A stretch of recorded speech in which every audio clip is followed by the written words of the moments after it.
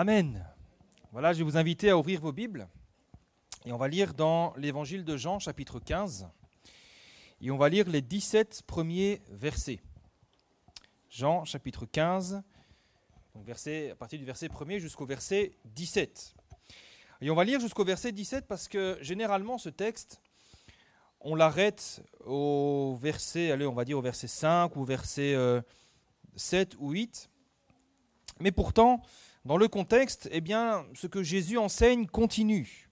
Et on ne peut pas séparer ce qu'il va dire dans les 6-7 premiers versets avec ce qu'il va dire dans la suite. On va expliquer tout ça et je pense que vous allez comprendre. Donc dans Jean chapitre 15, à partir du verset 1er, ça on connaît bien cette première partie. Jésus va dire « Je suis le vrai cep et mon Père est le vigneron. Tout sarment qui est en moi et qui ne porte pas de fruit, il le retranche. Et tout sarment qui porte du fruit, il l'émonde afin qu'il porte encore plus de fruits. Déjà vous êtes purs à cause de la parole que je vous ai annoncée. Demeurez en moi et je demeurerai en vous.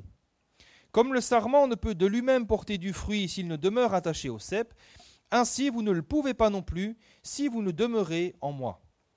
Je suis le cep, vous êtes les sarments. Celui qui demeure en moi et en qui je demeure porte beaucoup de fruits, car sans moi, vous ne pouvez rien faire. Si quelqu'un ne demeure pas en moi, il est jeté dehors comme le sarment, et il sèche. Puis on le ramasse, on le jette au feu, et il brûle. Si vous demeurez en moi, et que mes paroles demeurent en vous, demandez ce que vous voudrez, et cela vous sera accordé. Si vous portez beaucoup de fruits, c'est ainsi que mon Père sera glorifié, et que vous serez mes disciples. Comme le Père m'a aimé, je vous ai aussi aimé, demeurez dans mon amour.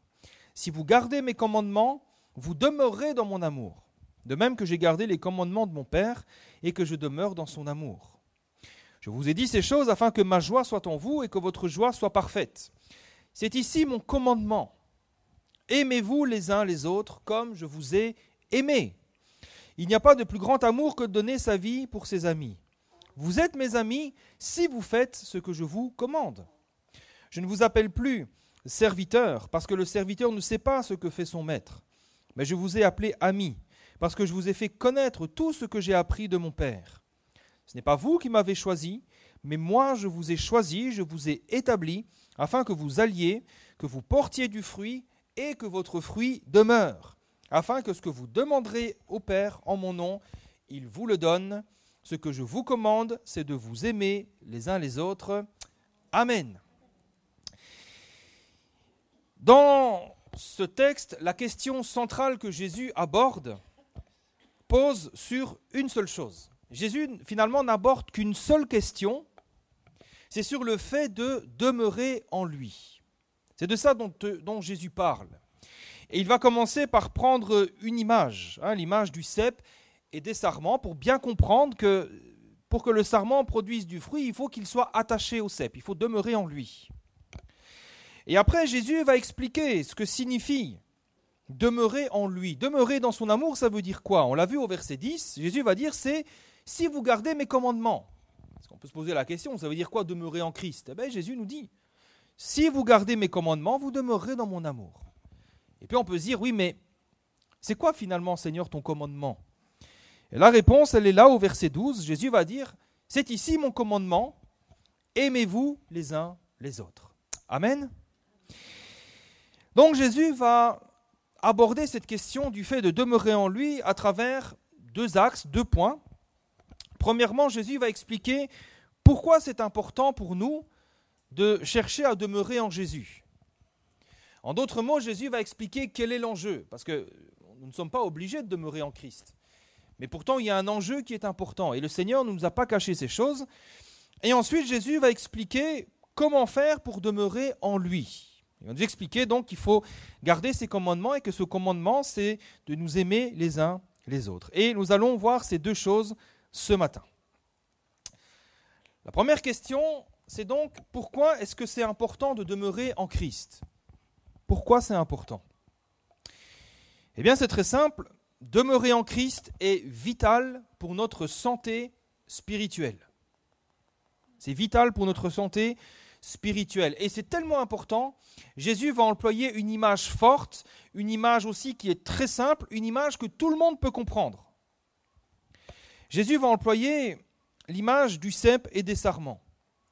Et il va expliquer tout simplement que si nous demeurons en Christ, alors nous allons pouvoir recevoir sa vie, et cette vie, elle va produire un fruit. Jean 15, verset 5, « Celui qui demeure en moi et en qui je demeure porte beaucoup de fruits. » Et ce fruit, ce n'est rien d'autre que le fruit de l'esprit, c'est-à-dire le caractère de Christ, la nature de Dieu qui va se développer en nous. Et c'est ce que nous voyons dans Galates chapitre 5, verset 22. C'est l'amour, c'est la paix, c'est la joie, c'est la patience. Ce sont toutes les caractéristiques de Dieu, de la nature de Dieu, que le Saint-Esprit veut développer en nous. Pourquoi est-ce que c'est important ? Au verset 8, Jésus va dire « Si vous portez beaucoup de fruits, c'est ainsi que mon Père sera glorifié et que vous serez mes disciples. » C'est important puisque Jésus ne va pas dire « si vous parlez en langue, vous serez mes disciples ». Jésus ne va pas dire « si vous travaillez pour moi, 70 heures par semaine, vous serez mes disciples ». Jésus a dit « si vous portez beaucoup de fruits, c'est comme ça que mon Père sera glorifié et c'est comme ça que vous serez mes disciples ». Là, c'est l'enjeu. Maintenant, il y a un enjeu encore plus important. Puisqu'au verset 2 et au verset 6, Jésus va déclarer très clairement que s'il n'y a pas ce fruit dans notre vie, nous ne pourrons pas aller au ciel. Au verset 2, Jésus va dire « Tout sarment qui est en moi, mais qui ne porte pas de fruit, qu'est-ce que le Père fait ?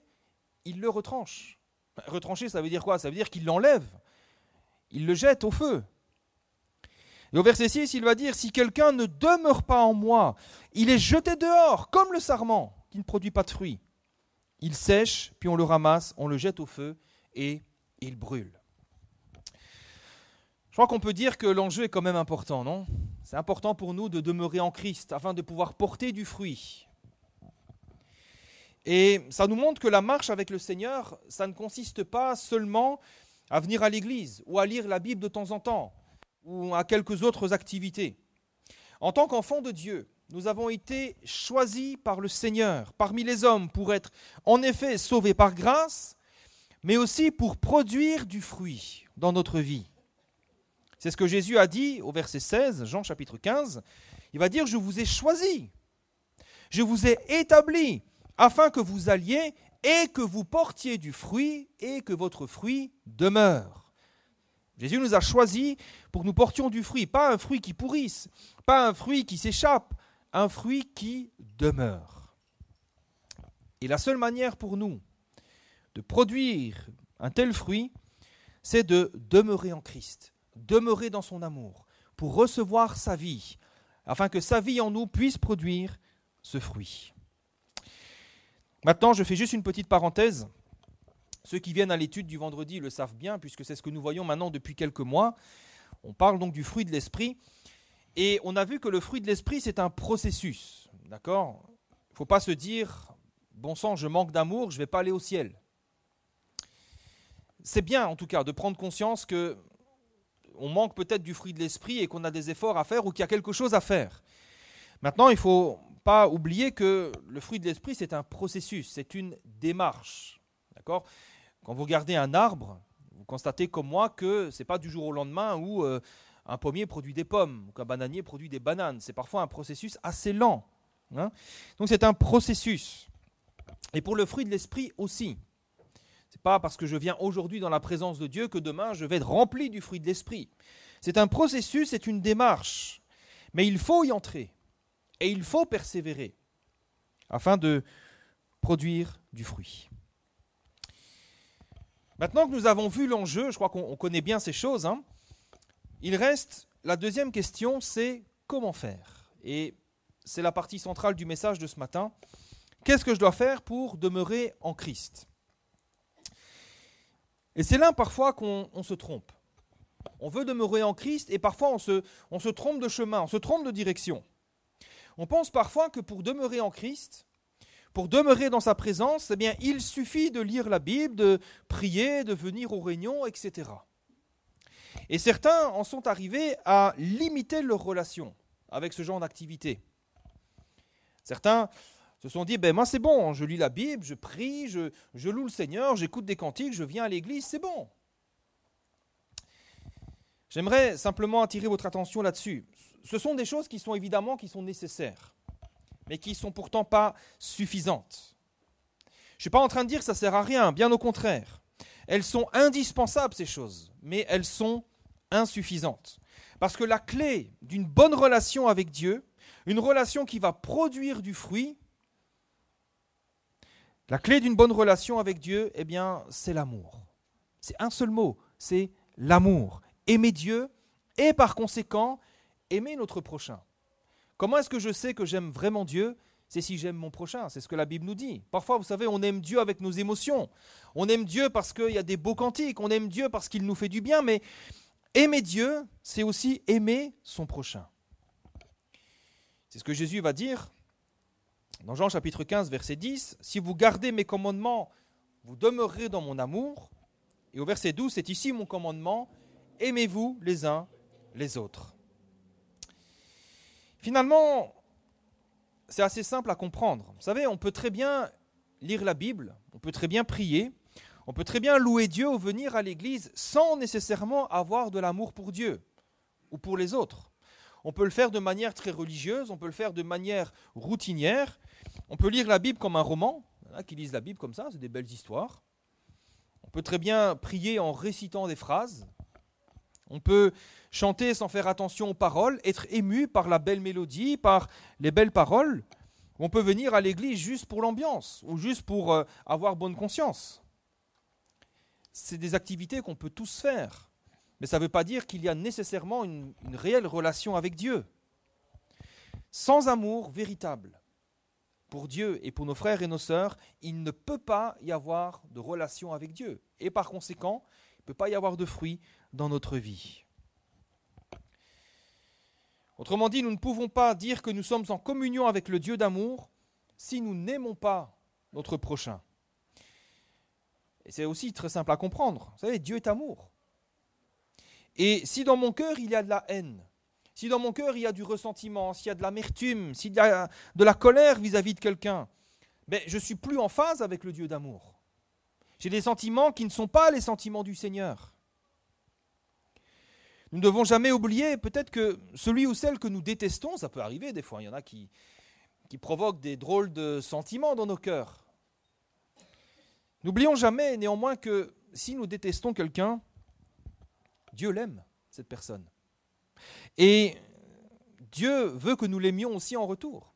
N'oublions jamais que la personne pour laquelle nous avons de la rancœur, du ressentiment, Dieu a donné la vie de son Fils unique à la croix pour lui ou pour elle.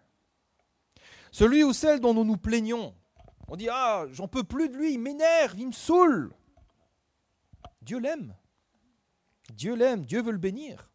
Dieu a des plans, des projets de paix et non de malheur afin de lui donner un avenir et de l'espérance. Dieu l'aime. Et Dieu veut que nous aussi nous l'aimions et que nous le bénissions. Tout ça pour dire que si nous n'avons pas dans notre cœur les mêmes sentiments que Dieu à l'égard de nos frères et de nos sœurs, nous sommes peut-être en danger. Parce que ça signifie que nous ne sommes peut-être plus vraiment en communion avec le Christ. Et vous savez, on peut très vite se tromper, on peut très bien se dire « Oui, mais pourtant je lis la Bible, je prie, tout va bien dans ma vie. » Vous savez, un Jean 4,8 nous dit « Celui qui n'aime pas n'a pas connu Dieu, car Dieu est amour. » On voit donc comment notre relation avec Dieu, le fait de demeurer en Christ, se voit surtout à travers l'amour que nous avons ou pas pour les autres. Il y en a beaucoup qui pensent avoir une excellente relation avec Dieu parce qu'ils font beaucoup de choses, ils bombent le torse, mais ce n'est pas comme ça. On voit si quelqu'un a une bonne relation avec Dieu à travers l'amour qu'il a pour les autres. Maintenant, j'aimerais vous rassurer aussi, parce que pour n'importe quel enfant de Dieu, aussi spirituel qu'on soit, aimer son prochain est un défi. Et parfois, c'est un vrai défi. On ne va pas se cacher, d'autant plus quand ce sont des personnes difficiles. Et le Seigneur aime bien parfois nous challenger, hein. Il aime bien nous mettre au défi parfois, avec des personnes difficiles autour de nous, pour que justement, nous nous exercions à l'amour. Maintenant, si ce n'est pas quelque chose de facile, ça doit quand même être quelque chose auquel nous devons aspirer. Nous ne devons jamais céder à la rancœur, à l'amertume, nous ne devons jamais dire « mais ça sent ça une mauvaise personne, je ne peux rien pour lui ». Non, nous devons toujours chercher à aimer l'autre. Pourquoi ? Parce que le Saint-Esprit qui habite en nous, nous conduira toujours dans l'amour, jamais dans la haine. Ce n'est pas le Saint-Esprit qui va nous conduire à avoir des mauvais sentiments vis-à-vis de quelqu'un. Et si nous résistons au Saint-Esprit, qui nous appelle à aimer, si nous refusons alors d'aimer, si nous continuons d'être rancuniers, de détester, de haïr, de mépriser, de juger, de maudire l'autre, mais c'est nous qui allons nous couper de toute relation avec Dieu. Et c'est là que nous allons être en danger. Puisque un sarment qui est privé du cep, il ne produit plus de fruits. Vous prenez une branche qui a du fruit, vous la coupez de l'arbre, tôt ou tard, la branche va sécher, le fruit va tomber et puis ça sera sec. Et c'est donc pour ça que Jésus va dire que nous demeurons réellement en lui si nous avons de l'amour pour les autres. Maintenant, ça nous amène à une dernière question. Comment aimer mon prochain ? Comment aimer mon prochain ? Comment aimer celui qui est difficile à aimer ? Comment aimer celui qui fait des choses qu'il ne faut pas ? Eh bien, pour illustrer cela, on va prendre un exemple très pratique, un exemple que Jésus nous a laissé, c'est quand il a lavé les pieds de ses disciples. Pourquoi je prends cet exemple ? Déjà parce que c'est dans l'évangile de Jean, c'est ces 2 chapitres avant, au chapitre 13. Et puis aussi parce que, à travers ce geste, Jean nous dit que Jésus a mis le comble à son amour pour eux. C'est-à-dire que Jésus a manifesté c'est la manifestation ultime de l'amour de Jésus pour ses disciples. Alors, qu'est-ce que Jésus a fait réellement ? Il a lavé les pieds sales de ses disciples. Comment comprendre ce geste de Jésus ? Vous savez, souvent, ce qui nous empêche d'aimer notre prochain, c'est quoi ? Un peut-être des plus grands obstacles, c'est le jugement. Souvent, le problème, il vient de là. On a du mal à nous aimer les uns les autres parce qu'on se juge les uns les autres. Là où il y a le jugement, il n'y a pas d'amour. Je vais vous donner un exemple. Imaginez qu'un jour, vous voyez 2 personnes qui discutent dans la rue. J'aime bien cet exemple-là. Et puis tout à coup, d'un geste, il y en a un qui met une gifle à l'autre. Certains vont dire, « Ouh là là, ça c'est une mauvaise personne. Ça c'est un frère, ça. Ça c'est un chrétien, ça la mission. » On va dire, non, c'est une méchante personne, c'est une personne mauvaise. Moi je l'ai vu, je vais le dire. Ouais, pasteur, j'ai vu un tel, c'est une méchante personne et blablabla. Mais ça c'est un jugement. Pourquoi est-ce que c'est un jugement ? Je ne dis pas, mettre une gifle à quelqu'un, ça ne se fait pas, mais ça reste un jugement si vous dites que c'est une mauvaise personne. Parce que ça veut dire quoi ? Ça veut dire qu'on estime connaître suffisamment la situation. On la connaît. On estime qu'on connaît parfaitement la situation et les personnes impliquées pour pouvoir juger avec exactitude la nature de la personne et ainsi la qualifier de méchante ou de mauvaise. Maintenant, si je vous dis que cette personne n'a pas frappé l'autre, elle a juste voulu lui épargner une piqûre de moustique, est-ce que vous dites encore que cette personne est une mauvaise personne ? Et là, vous dites, je me suis complètement trompé sur mon jugement. Oui. Souvent, vous voyez, c'est ça qui nous empêche d'aimer notre prochain. On met une robe de juge, alors qu'il n'y a qu'un seul juste juge. Alors que Jésus ne nous a jamais appelés à nous juger les uns les autres.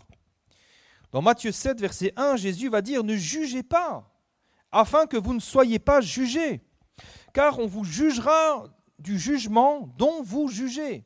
On vous mesurera avec la mesure dont vous mesurez. » Et Jésus va dire ensuite « Pourquoi vois-tu la paille qui est dans l'œil de ton frère et n'aperçois-tu pas la poutre qui est dans ton œil ? Comment peux-tu dire à ton frère « Laisse-moi ôter une paille de ton œil, toi qui as une poutre dans le tien ?»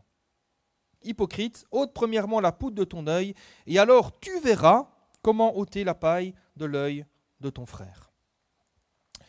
Nous ne pouvons pas nous juger les uns les autres, tout simplement parce que nous avons tous une poutre dans notre œil. Tous. Moi aussi, rassurez-vous. Mais aussi parce qu'il n'y a qu'un seul juste juge, et c'est Dieu. Lui seul peut juger, parce que Dieu n'a pas de poutre dans son œil. Il est le saint, il est le juste. Lui seul connaît toutes choses parfaitement. Il connaît les profondeurs de nos cœurs. Il connaît les profondeurs de nos intentions. Rien ne lui est caché. C'est pour ça que quand Dieu juge justement. Et c'est d'ailleurs ce que Dieu ne manquera pas de faire. À la fin des temps, il est écrit qu'il amènera toute âme en jugement. Et nous aurons tous et toutes des comptes à lui rendre.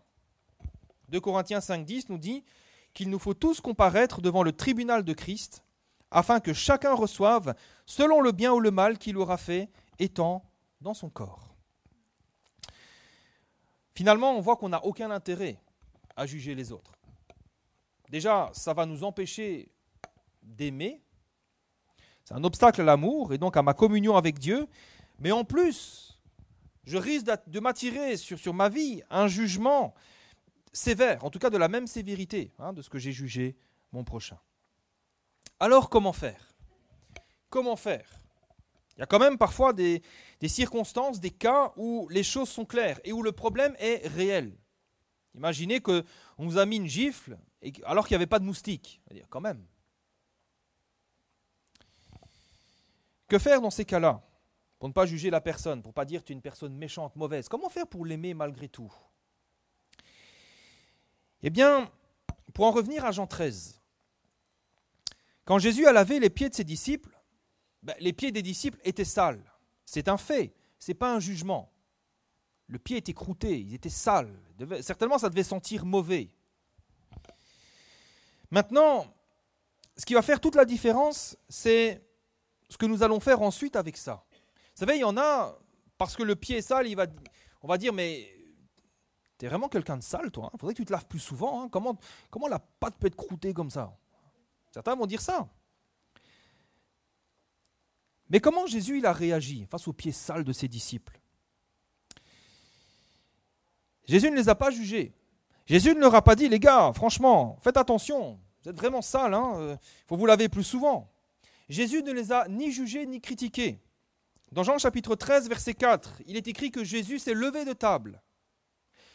Il a ôté ses vêtements, il a pris un linge dont il se ceignit, ensuite il versa de l'eau dans un bassin, et il se mit à laver les pieds des disciples et à les essuyer avec le linge dont il était saint. Voilà ce que Jésus nous enseigne. Jésus s'est levé, il a pris un linge, une bassine, et il s'est mis à laver les pieds sales de ses disciples. Il ne les a pas jugés, il ne les a pas critiqués, il n'a pas dit à un de ses disciples, il a pris à part, il a dit, t'as vu comment tes frères ont les pieds sales ? Franchement, c'est honteux quand même, ils devraient faire attention. Non. Jésus a fait tout ce qu'il fallait pour enlever la saleté des pieds de ses disciples. Et je crois qu'après, les disciples se sont sentis tellement mieux avec des pieds propres. Après qu'il leur eut lavé les pieds, au verset 12, et qu'il eut pris ses vêtements, Jésus se remit à table et leur dit, « Comprenez-vous ce que je vous ai fait ? Vous m'appelez maître et seigneur, et vous dites bien car je le suis. Si donc je vous ai lavé les pieds, moi, le Seigneur et le maître, vous devez aussi vous laver les pieds les uns aux autres. Car je vous ai donné un exemple, afin que vous fassiez comme je vous ai fait. » Qu'est-ce que ça signifie ? La saleté des pieds des disciples, ça représente, vous savez, nos fautes, les péchés, les chutes. Quand nous chutons, quand nous avons péché, c'est un peu comme s'il y avait de la saleté sur nos pieds. Et parfois, cette saleté, on la voit chez nos frères, on la voit chez nos sœurs. « Ah, il a une parole déplacée. Ah, il a un comportement inacceptable. Oh, il a fait ceci, il a dit cela. » C'est comme la saleté sur les pieds des disciples. Et vous savez, personne n'est parfait. Si chacun de nous montrait nos pieds, on a tous de la saleté dessus. Il nous arrive à tous de chuter, d'avoir une parole maladroite, une réaction inappropriée. On est tous pareils. Et il peut nous arriver aussi de sombrer dans le péché. Et quand nous constatons ça chez un frère ou chez une sœur, qu'est-ce que nous faisons ? Qu'est-ce que nous faisons ? Et c'est souvent là un test qui permet de mesurer l'authenticité de notre amour pour Dieu, si nous sommes réellement en communion avec le Dieu d'amour. Vous savez, si dès que nous constatons quelque chose qui ne va pas, si nous commençons à juger, à critiquer, à appeler l'un, appeler l'autre, à dire « Ah, t'as vu ce que j'ai vu, là, il y a ça, il y a ça, il y a ça », ça veut dire que nous ne demeurons pas vraiment dans l'amour de Dieu, dans l'amour de Christ. Maintenant, ça ne veut pas dire non plus qu'il faut fermer les yeux sur le mal. Ça ne veut pas dire que j'ai vu quelque chose de mal, je ferme les yeux, j'ai rien vu, c'est bon, c'est pas mon problème. Ça ne veut pas dire ça. Quand Jésus a lavé les pieds de ses disciples, Jésus nous a montré que nous ne devons pas juger, nous ne devons pas critiquer, nous ne devons pas faire comme si de rien n'était, mais nous devons plutôt chercher à faire tout ce que nous pouvons pour tenter de laver la souillure qui s'est attachée à notre frère ou à notre sœur.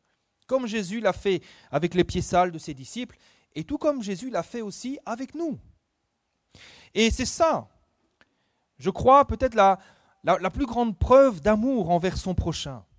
C'est faire tout ce qu'il faut pour l'aider à se relever. Tu as vu que ton frère est en faute, tu as vu que ton frère a péché, tu as vu que ton frère est tombé. Ne le critique pas, ne le juge pas, mais lave-lui les pieds. Ça commence tout d'abord par prier pour lui ou pour elle. Ensuite, c'est l'encourager. C'est le rassurer sur notre amour. C'est l'accompagner, c'est l'aider à revenir à Dieu. Et c'est comme ça qu'on va lui laver les pieds. C'est comme ça qu'on va lui permettre de se débarrasser de son péché et de sa faute. Vous savez, c'est l'attitude du père vis-à-vis de son fils. Vous savez, le fils prodigue. Quand il est revenu vers son père dans l'évangile de Luc. Quand son fils est revenu vers lui, son fils était sale. Il gardait des cochons, il était dans un parc cochon. Il devait sentir un petit peu mauvais. Mais quelle a été l'attitude de son père ? Eh bien, son père l'a pris dans ses bras. La saleté de son fils ne l'a pas empêché de le prendre dans ses bras, de l'accueillir, de lui montrer tout son amour, toute son affection, et de lui faire ressentir qu'il est encore son fils. Vous savez, parfois, nous, quand il y a quelqu'un qui fait quelque chose de mal, on lui fait comprendre que toi, tu n'es plus un frère, hein. Tu n'es même plus digne d'entrer dans l'église, hein. Tu te rends compte de ce que tu as fait. Ce n'est pas ce que Jésus nous a enseigné. C'est l'attitude aussi du bon samaritain, dans Luc chapitre 10, verset 30. Il y a un homme qui se fait attaquer par des brigands, par des bandits, alors qu'il allait sur la route de Jéricho. Ce samaritain, il passe, il voit cet homme qui fait pitié, qui est là, comme laissé pour mort. Ce samaritain n'a ni jugé, ni critiqué ce pauvre homme. Il aurait pu dire, quelle idée de passer à cette heure-ci dans ce chemin, il ne savait pas que c'est dangereux, bien fait pour toi. Non. Ce samaritain a témoigné tout son amour, toute son affection, en faisant tout ce qui était en son pouvoir pour le restaurer. Cet homme était à terre, il l'a pris, je ne sais plus si c'est un âne ou un cheval, en tout cas il l'a mis sur sa monture, il l'a emmené dans un hôtel, il a pris soin de lui. Et c'est ce que nous sommes appelés à faire les uns vis-à-vis des autres. Tu constates la saleté sur le pied d'un frère ou d'une sœur, Jésus t'appelle à laver ses pieds. Vous savez, il y a de très nombreuses années, c'est au début de ma conversion en Belgique, j'ai chuté lourdement. J'ai chuté très lourdement et je bénis Dieu pour cet homme. C'était une expérience qui m'a marqué à vie. Je bénis Dieu pour cet homme qui m'a lavé les pieds. Je suis venu à lui, les pieds étaient croûtés, j'avais besoin d'aide.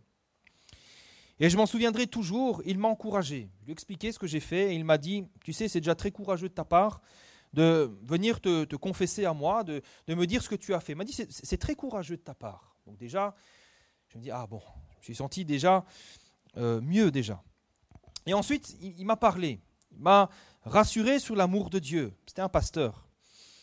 Il m'a rassuré sur l'amour de Dieu à mon égard. Il m'a dit, l'amour de Dieu pour toi ne change pas, cet amour ne change pas pour toi.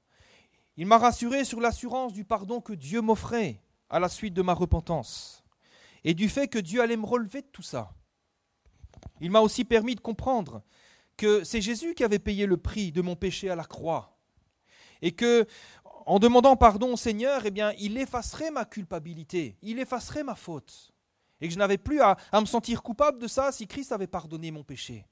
Il m'a lavé les pieds. Et c'est grâce à ça que j'ai pu me relever, que j'ai pu continuer ma marche avec Dieu. Et je me suis senti comme les disciples, les pieds étaient propres et je me suis senti tellement mieux, tellement soulagé. C'est à ça que nous sommes appelés finalement. Par contre, quelques temps plus tard, il y a un autre homme, j'en ai parlé à un autre homme, un autre pasteur d'un autre mouvement, qui lui, il ne m'a pas lavé les pieds, mais il m'a replongé tout entier dans la boue. Cet homme, je lui ai expliqué la chose, son visage a changé, il m'a jugé, Et il ne s'est pas caché de me montrer tout son dégoût et toute sa déception pour ce que j'avais fait. Il m'a fait, c'est pas possible. Qu'est-ce que tu as fait? Qu'est-ce que tu as fait? Et à ce moment-là, c'est un peu comme si il avait pris toute la culpabilité que j'avais laissée sur la croix, j'avais laissée au pied du Seigneur, il avait repris tout ça, et encore plus, et qu'il l'avait remis sur mes épaules. C'est un peu comme si, comme le fils prodigue, je suis sorti de mon parc cochon, et c'est un peu comme s'il m'avait mis un coup de pied dans les fesses, et j'étais retombé dans le parc cochon. Heureusement que j'avais déjà reçu du Seigneur son pardon, sinon cet homme m'aurait achevé. Frères et sœurs, qui choisissons-nous d'être? Est-ce que nous sommes celui qui va pousser l'autre dans le parc cochon? Ou alors est-ce que nous sommes celui qui va se débarrasser de ses vêtements, prendre un linge, prendre une bassine et se mettre à laver le pied de son prochain? Nous sommes appelés en tout cas, nous, à nous laver les pieds les uns aux autres. L'Église est appelée à être un endroit où les hommes, les femmes se lavent les pieds les uns aux autres. Pas à nous juger. Vous savez, la vie est tellement difficile. À nous laver les pieds les uns les autres. C'est comme ça que nous devons nous aimer. C'est ça l'amour. L'amour, c'est pas dire j'aime bien être avec toi, j'aime bien boire un coup avec toi, j'aime bien faire de la randonnée avec toi, faire des grillades, c'est cool, j'aime bien. C'est pas ça seulement l'amour. Le véritable amour, c'est aussi se laver les pieds les uns les autres. C'est comme ça aussi que nous demeurons dans l'amour du Père. De toute façon, comme je l'ai déjà dit, on a tous les pieds croûtés, d'une manière ou d'une autre. Et si on commence à regarder la saleté qu'il y a entre les orteils des uns et des autres, on n'a pas fini. Et puis de quoi est-ce que nous avons le plus besoin? Frères et sœurs, moi des fois je me mets à la place de certains, je me dis, si moi j'ai chuté, de quoi est-ce que j'ai besoin? De frères et sœurs qui sont là pour me juger, qui sont là pour m'accabler, quelqu'un qui me pointe du doigt, ou plutôt de quelqu'un qui me dit, écoute, ce que tu as fait, tu l'as fait. Mais je ne suis pas là pour te juger, je ne suis pas là pour t'accabler, mais je vais t'aider à te relever. On va prier ensemble, je vais prier le Seigneur, et puis tu peux compter sur moi, si tu as besoin de parler, je suis là. De quoi est-ce qu'on a le plus besoin? Vous savez, Jésus a dit, tout ce que vous voulez que les hommes fassent pour vous, faites-le de même pour eux. Alors, je crois qu'il y a un véritable défi pour nous ce matin. Vous savez, la parole de Dieu est profonde, et c'est un petit peu le mot d'ordre de cette année. Nous voulons aller plus loin avec le Seigneur, nous voulons aller aussi plus loin dans notre amour pour Dieu, pour les autres. Voilà ce que ça implique. Nous avons vu combien il est important pour nous de demeurer en Christ, afin de produire du fruit, en recevant sa vie. Et vous savez, c'est ce que nous voyons dans l'étude biblique du vendredi. L'amour, c'est quelque part l'aspect du fruit de l'esprit qui est le plus important. Parce que tout vient de l'amour. Tout le reste vient de l'amour. Et je crois que une des premières choses, en tout cas la chose la plus importante que le Seigneur veut développer dans notre vie, c'est l'amour. Et nous voyons ici en quoi consiste l'amour. Demeurer en Christ, ça consiste à aimer Dieu, mais aussi à aimer notre prochain, aimer nos semblables, aimer celui ou celle qui est créé à l'image de Dieu. Et nous avons vu que le plus grand obstacle à notre amour pour les autres, ce n'est pas ce que les autres ont fait contre toi. C'est le jugement. C'est le jugement. Jésus a dit, aimez vos ennemis. On peut très bien aimer nos ennemis. Mais si on se met à les juger, on ne peut plus les aimer. C'est pour ça que Jésus nous enseigne à ne pas nous juger les uns les autres, mais plutôt à nous laver les pieds les uns aux autres. Et c'est de cette manière que nous rassurons nos cœurs, que nous prouverons que nous sommes d'authentiques enfants de Dieu. C'est ainsi que nous demeurerons dans l'amour de Christ, que l'amour de Christ demeurera en nous. Et c'est aussi de cette manière que l'Église pourra grandir, que l'Église pourra se sanctifier. La Bible dit bien, porter les fardeaux les uns des autres. C'est comme ça qu'on porte le fardeau des uns des autres. Tu vois, il y a un peu de saleté sur tes pieds, je vais t'aider à laver ça, je vais t'aider. C'est comme ça que nous portons les fardeaux les uns des autres et que nous accomplissons la loi de Christ. Alléluia, que le Seigneur nous aide. On va prier.